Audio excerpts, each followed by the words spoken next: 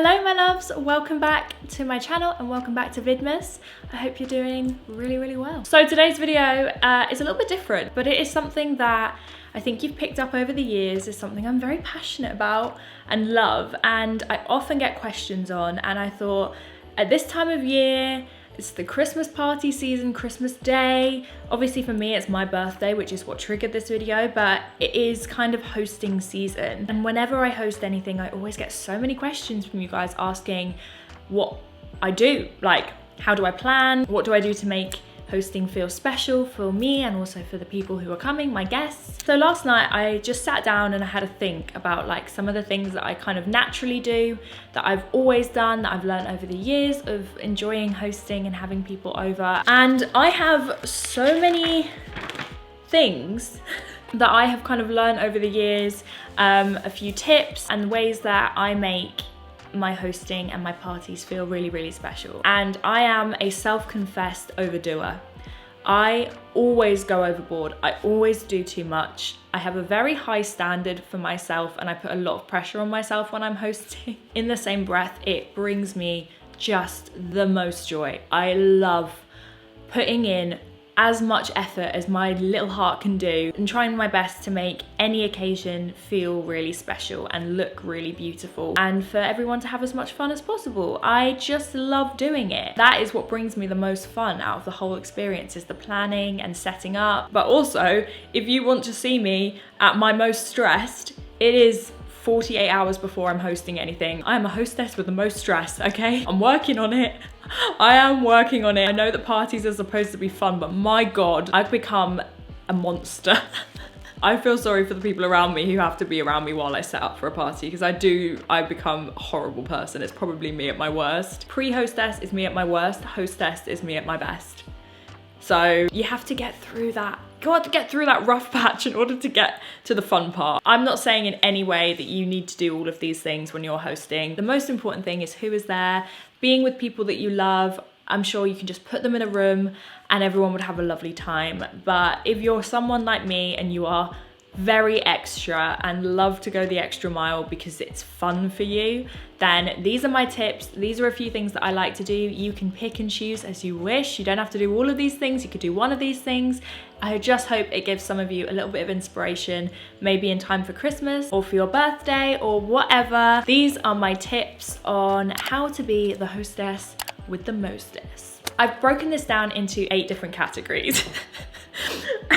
Let's start with planning. When I mean planning, I mean getting the guests informed that you are having an event. Depending on the scale of the party, my platform of choice to spread the word is still making just a Facebook event. It's really easy to see if people are attending and you can post regular updates and things like that. I just make a Facebook group. If it's less than 20 people, I probably just make a WhatsApp chat. Like 20 people plus, I'll make a Facebook event. Facebook event sets the tone for the party. It is the first thing that people see when they hear about it. So you want to make sure it's fun and it's engaging and it's got as much information as you can share. So obviously the location, the time, the date, but also make it funny, make it engaging. If it's a theme, maybe write the description like in the tone of the theme. Say the theme was Alice in Wonderland, maybe you could write it in like a little riddle or something. Fun things like that like get people kind of intrigued by the party for the initial launch of the event.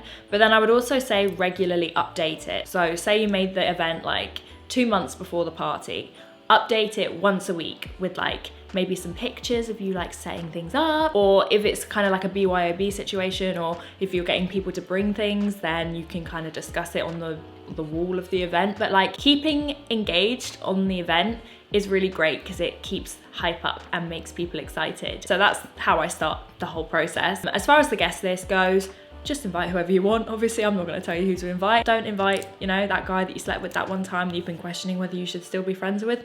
Maybe don't do that. Invite a number of people that will fit in the space that you're hosting in comfortably, that you know you have room for, and if you can, offer +1s, because that will make people more likely to come if you give them a +1. If they don't know anyone, if it's a friend from like an external group who doesn't know anyone else going, be mindful of that and maybe offer them a +1 to make them more comfortable. Category 2, food and drink, which is probably the most important, honestly. I am team supply as much as you can. I really like supplying the food and the drink. I like to put it on theme with whatever the theme of the party is, if there is a theme. For me, it's a huge part of the kind of presentation of the party and the decoration. I know that not everybody is able to supply food and drink for a party, and that's obviously completely fine. BYOB is great. It means everyone gets what they actually want. Amazing, fine. Leave it as that. You don't have to supply food if you don't want to. However, for me, this is what I like to do, and these are my tips for that. Something that I have under my belt that I've built over about 4 years is like an arsenal of party supplies. So I have like a champagne stand, big like cocktail dispensers, like things that are kind of novelty and look really impressive that you only need to buy once. You can buy one thing a year and add to it, and then every year you can use them in different ways, and it's always a little bit of a novelty, and it's like a one-time investment that to me makes a huge difference. I always like to have kind of like themed or like novelty cocktails in the jars, and we share them around our group. Like if anyone's hosting, I'll take the jars to them. It's a group set of jars. If it's like a color theme, if it's like for the football you're hosting, you can have a red cocktail and a blue cocktail. Making the food somehow themed is really fun. So themed cocktails is a really easy way to do that. I always like to do 1 glass of Prosecco per person on entry, if that's all that I have. Like if there's more, then great, but I like to try and make sure everyone gets a glass of Prosecco when they arrive, because Prosecco just gets everyone in the mood and it just feels nice and it feels like a welcome. So I always like to have Prosecco, and I have a Prosecco stand at the door so people can just take a glass on entry, and I think it's a really nice like welcoming thing to do. So if you can, I always think a glass of Prosecco per person makes it feel like a celebration. It also makes it feel a bit bougie. But like I say, novelty food. So something that I always do at my parties that I think no one else cares about, it's literally just for me. I always have a pick and mix, because I talked about it the other day in the vlog. Pick and mix makes me so happy. It makes me feel like a kid. It makes me feel like I'm at a kid's birthday party. So I always have jars of sweets and little bags so people can help themselves to pick and mix throughout the night. You can snack on them. They look fun. You can pick sweets based on the themes, and it's just an easy and quite affordable way of having something fun. Of course, you buy the jars, you buy the scoops, you buy them once, and then you can use them for parties to come. If you're wondering where I like store my party stuff, like yes, all well and good you buying this, but where do you put it? I have a box with my Christmas stuff. I have a Christmas box and I have a party supply box. I just store it with Christmas. I would say, just from like a safety point of view, make sure you know if someone has like any severe allergies. I'm sure if these are like close friends of yours, you will probably know, but if there's a +1 coming, I would say maybe on the group ask, are there any people with any severe allergies, so that you can either stay clear or you can label things that either do or do not have like nuts or milk. My friend's completely allergic to dairy, so on Friday night when I have my party, I'm gonna put like little things saying which things have dairy and which don't, so I know that she's safe and she knows what she can eat, and it just removes any kind of risk or faff. It's just easier to do it beforehand. That's just a little kind of going above just to make sure, and also just a safety thing, because what you don't want is somebody going into anaphylactic shock at your birthday party. I think it's always nice to have something homemade, so I usually make my own birthday cake. This year is the first year in about 6 years I'm not making my own birthday cake, purely because I don't have time this year. I would love to. I would make my own cake if I had time, but I absolutely do not this year. We're getting a bit dark. Vidmas is definitely taking up a lot of my time, so I don't have time to bake, and it's very sad, but if you can, having something homemade is nice. It's a nice conversation starter as well, because people can usually tell if you made it, and people will always compliment you on it, and it's just nice to, you know, feel like you've made something for your friends. And finally, mixers. I think if you're gonna supply one thing, supply mixers, because when I go to parties, I am a vodka lemonade, vodka lime soda drinker. I'm like happy carrying a bottle of vodka, bringing a bottle of vodka with me. If there are mixers supplied, it just takes away quite a lot of bulk, which is nice. And you never know, people always run out of their mixers. So just having like a couple of bottles of Coke, a couple of bottles of lemonade, some soda water, just kind of on hand in case people forget theirs or they need more later on in the night. It's just nice to supply it. A really cheap way to make sure that everyone's covered. Okay, so we've got our guests. We have our food and drink and our displays, so cake stands, nice plates. Obviously, by the time this video goes up, my party's already happened, so hopefully I'm inserting overlays so you can see all these things in action. So next, you've put in all of this effort to make the food and stuff and to host an event. You want this to be documented. It leans more into priority for me because of my job and I want to document it for my channel, but also just for memories. I feel like, you know, you can never have too many pictures at parties. You can look back at them when you're older and you can be like, look at the good old days when we used to slam tequila rose together, good times. So photos, photos, photos. Something that I always do and have done for years is get loads of disposable cameras and litter them around the party and write a little note on it saying like, say cheese or something. We had a full memory card. Clearly I can talk about this all damn day. I like to have these disposables around because it kind of encourages people to take pictures, but they're like really fun, like one-off little snapshots. You get them developed later on and you can kind of relive the party, but from like other people's perspectives and see pictures that you haven't seen before. And then I usually get them like I usually get them digitally.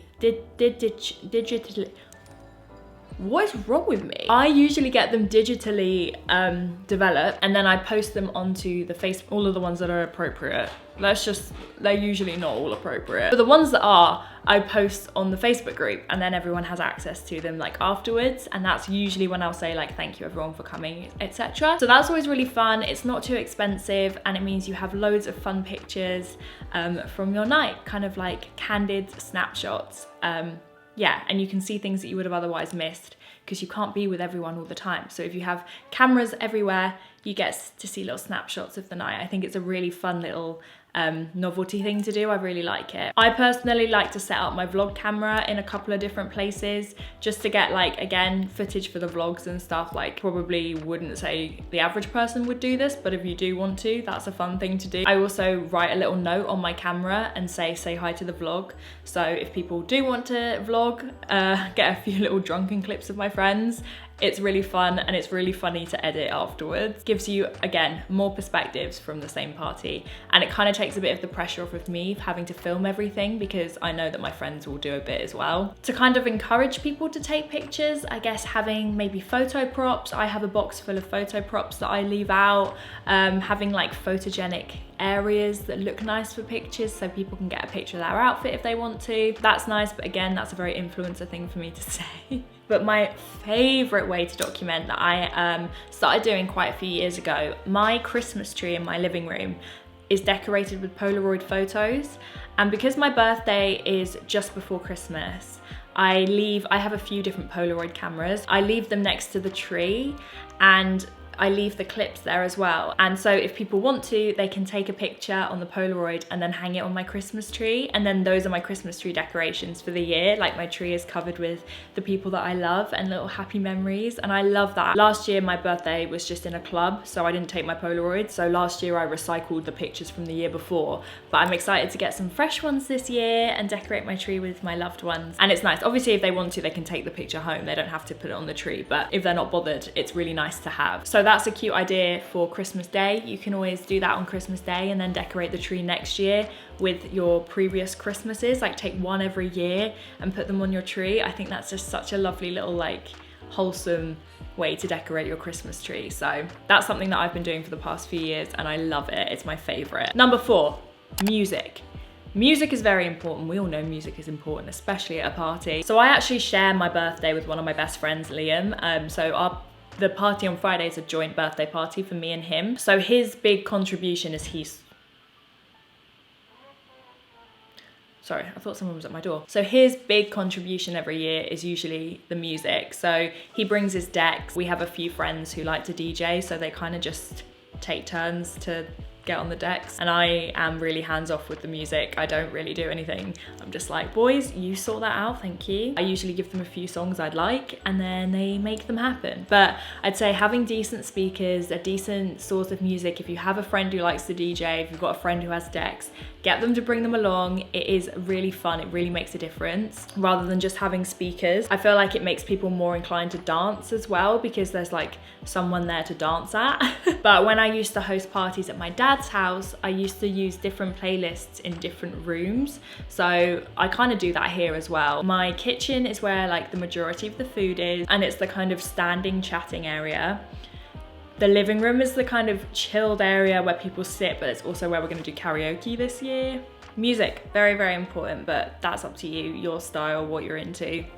Just do what you see fit. One of my favorite sections, decor. I like to make my parties look beautiful, or as beautiful as I can without spending a massive fortune. Like I said, I already have invested in certain things that I reuse, but when it comes to like specifically themed things, I like to have things that are on theme. So I will invest a little bit at every party, but I try and have like my bulk arsenal already ready to go that you can just change colors of, or change the food that goes in said things. You know what I mean. Easy ways to make a party look really impressive is having a color scheme, like making everything look really cohesive. It just makes it look a little bit more planned. Also, lighting is a huge mood setter. Obviously, I have the Christmas trees at my parties, which is always really nice to just make it feel like festive, glittery and lovely. But I also always use my galaxy light on the ceiling in one of the rooms. I think it just sets a really cool vibe in the room, in the dancey area, dancing under the stars, you know. If you've got disco lights, if that's your vibe, if you've got a disco ball, if that's your vibe, just think about the lighting. Like, you want multiple lightings, maybe not the overhead light, you know. Like, if you've got lamps, use those instead. Just mood lighting, it sets the tone, but maybe avoid candles, just for safety reasons. I think it's nice to have like something homemade and something personalized. I'm making a sign for our party. It's taken me a really long time. It took me way longer than I thought it would. It was actually not as straightforward as I had planned, but it will be worth it when it's done. Because it's nice for people to see that you've put in the effort. It means that it can be exactly on theme if it's homemade. If you're not the craftiest, then of course don't worry, but I think it's fun, and it's nice to feel like you've made something as part of it. Similarly to the food, like you've made something to give to your friends to display. And for me, it just makes it feel more personal, and I love to do it. Activities. Of course, it depends on what kind of party you're throwing. If it's just everyone get in a house and get hammered, then half of these things won't be necessary. Like, just supply some booze and you'll be fine. But the kind of party I like to throw is get everyone in the house, get them hammered. But I also like to have some organized fun, just in case the mood gets kind of dead, not as many people show up as you're hoping for. It's nice to have things on the back burner just in case. A few things that I'll be having at my party is Twister. Drunk Twister is hilarious. I highly recommend Twister. And I think I'm gonna change the dots, again, personalization.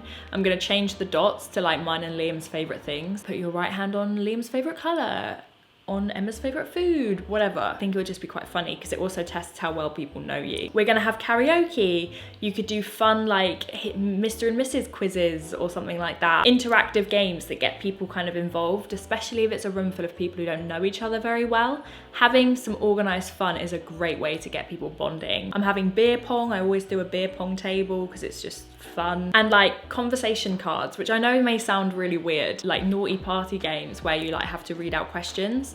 And it's a really, really fun conversation starter. If there's like a group of people who don't know each other and they're all sat a bit awkwardly and don't really know what to say because they don't know each other, just give them a pack of the cards and be like, here's your lifeline, enjoy. It's a good way to get to know people very, very quickly. And finally, like novelty, interactive food. So you could do chocolate fountains, you can make s'mores. I did that last year at my party and it was really fun. Like a fondue, make your own cocktails. Like obviously the pick and mix is kind of like hands-on and tactile and fun to do. Little activities that aren't like group organized fun, but like people can kind of pick and choose what they want to do if they are feeling like a bit of a lemon or like a wallflower, which hopefully no one does. I hope everyone feels welcome. If that is the case, if someone wants a bit of a timeout, they can go and make themselves a s'more. Or we're gonna have mulled wine in the kitchen. I'm on mulled wine duty. It will be really nice because if people want to go out for a smoke, it's nice to have something warm. Go and get themselves some mulled wine. And I just think it's nice to have like play food at parties. Again, it does depend how many people are coming. Like I'm looking at like 25, 30 people maybe at mine. So I don't have to feed loads of people. And I know that not everyone is gonna want something, but like I'm gonna have a donut wall, but I just get enough for everyone to have one So, because I know not everyone's gonna want one of everything. So there will always be enough if other people want more. Number 7, personalization. So I've already touched on this, you know, personalizing the food. Loads of different things can be personalized for a party. So obviously like the allergy labels, but I mean more like having photos everywhere, like making photo bunting of you and your friends on your birthday. I've got loads of pictures of me and Liam printed because it's a joint party and I'm gonna put them up as bunting. I threw my best friend Cara a miniature themed birthday party and I baked mini cakes. I made mini loaves of bread and cut them up and made mini sandwiches with mini slices of mini baked bread. Like, this is how much effort I go into. Like, I know not everyone will do that. And that's not me being a martyr. It's because I enjoy it. I get a lot out of it. It's obviously for Cara, but for me, the joy it brings is thank you enough. Really thinking about cute little details that will make a huge difference when people notice them. Making sure you choose a few of your friends' favorite songs and making sure they're on the playlist. So you know that when it comes on, there'll be like a shift in the vibe, like people will be happy to hear it. Things like that. Personalizing as much as you can for your guests and also for yourself. Number 8, which is potentially the most important, housekeeping. So this is the stuff that I've learned over the years that comes in handy. So a few things that you need to make sure you have when you're hosting: paper towels, toilet paper, stain remover, an ashtray for the garden, plasters. Make sure there's a place for people to hang their coats because otherwise it gets messy really quick. Ice, and make sure you have lots of ice because people are not going to bring their own ice.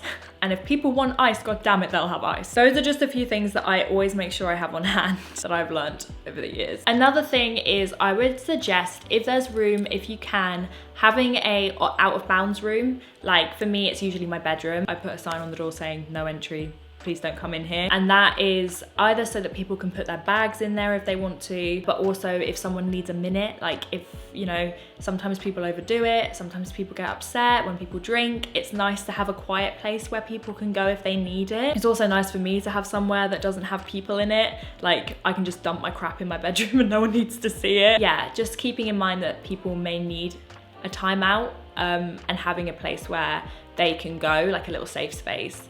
I think is always nice to have just in case. Be a courteous neighbor and write them a note. I always write my neighbors. I've got about 6 houses surrounding me. I always send all of them a note a week in advance, just letting them know that I'll be having a party, roughly when it will finish, and letting them know there'll be more noise than usual. And I also always give them my mobile number. That means that they can contact you in a non-invasive way. They can text you if something's up. There is no buzzkill like a neighbor knocking on your door at a party. It is mortifying. It's so embarrassing and it has happened to me before. So making sure that you send a note, at least then they're warned and they know, and if they need to, they can make plans. You know, it keeps a nice relationship with your neighbors, but it also saves that awkward like for your guests when it happens, because it is excruciatingly awkward when it does. And also, of course, it is just nice to be a courteous neighbor and let them know that there will be more noise than usual. It's not hard, just write them a little note and run it across the road. It will take you 10 minutes. Okay, my final tip is start earlier than you think. And that goes down to planning and decorating and getting things sorted, and also getting yourself ready. This is where every single time I fail. I never get ready in time for my own parties because I am running around at the last minute trying to make sure everything's set up and perfect, because I don't think that anyone else can do it the way that I do it, and I'm a perfectionist and people offer to help and I don't take it. Just start early. Get yourself ready so that you're not worrying about how you look. I always worry about how I look. And for your own birthday party, you want to feel amazing. And every year without fail, I am rushing to get ready. So this year I am making a point of getting ready at like 3 o'clock in the afternoon, so then I can spend the whole evening getting everything ready, but I'm already ready to go. All I need to do is put my dress on. I think it is just, for me, the only way to do it. Just make sure you have enough time, because at the end of the day, the party is for you, or if you're hosting for someone else, of course it's not, but you know, you want to be having fun, you want to feel your best, you want to look as good as you can, and not getting ready in time because you're stressing is an absolute classic, and it's one that I always do. So if you can, just start early. Whew. And those are all of my tips, done. So I really hope that you guys found this video helpful or interesting, gave you a little bit of an insight into how I like to host. just, I love it so much, as I'm sure you can tell. I am very passionate about it. My dream is to be that family in the future who hosts that lavish Christmas party every year that people mark in the calendar every year, like the annual Christmas party where people wear big dresses and get really glammed up and it's catered, and like that is my dream, just to be that Christmas party that people look forward to every year. That is what I would love when I'm older, that people bring their kids to, and like it's just a lovely tradition. Like I would love that to be me when I'm older. I really would. I just love having people round, and I just love putting in the effort and making people feel really special. So that's my piece. Of course, like I said, you don't have to do all of this. It's all about the company and about spending time with the people that you love and having a lovely time. But if you want to add a few of these to go above and beyond, then I hope you do. Let me know if any of these are new to you that you want to try out. Thank you for watching. Have the best day, you guys, and I will see you tomorrow. Bye.